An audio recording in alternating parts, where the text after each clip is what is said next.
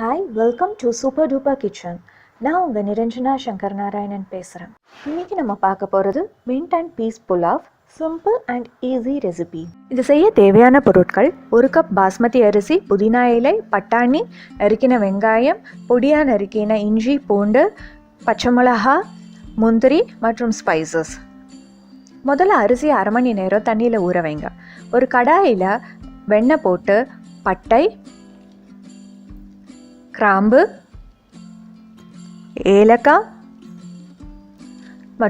Star anise அதாவது அன்னாசி பூ கடைகளில் கிடைக்குது, முந்திரி பருப்பு, இதை எல்லாத்தையுமே போட்டு அந்த முந்திரி பருப்பு பொன்னிறம் ஆற வரையும் வதக்கிக்கோங்க. அதுக்கப்புறம் நறுக்கின பச்சை மிளகா, பொடியாக நறுக்கின இஞ்சி பூண்டு, இது எல்லாத்தையும் சேர்த்து நல்லா வாசனை வர வரையும் நல்லா வதக்குங்க.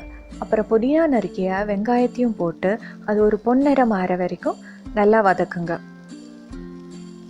அப்புறம் நம்ம அளந்து வச்சுருக்கிற 1 கப் பட்டாணி அதையும் போட்டு மித்த பொருட்களோட சேர்ந்து நல்லா கலக்கி விடுங்க.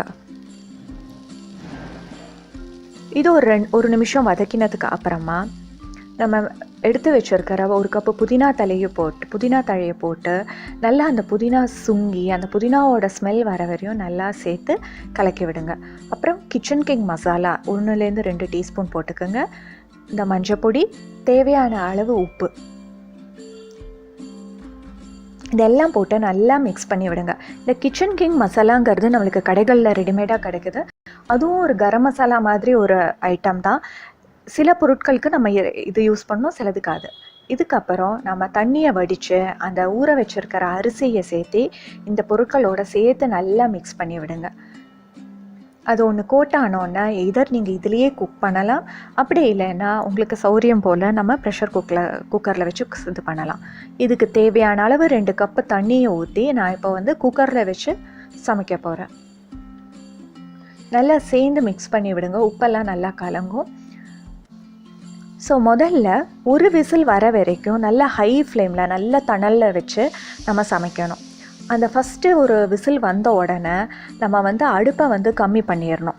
நல்ல சிம்மில் வச்சு, அதாவது மிதமான நல்ல கம்மியான தணலில் வச்சு 2வது விசில் வந்த உடனே அடுப்பை அணைச்சிருங்க.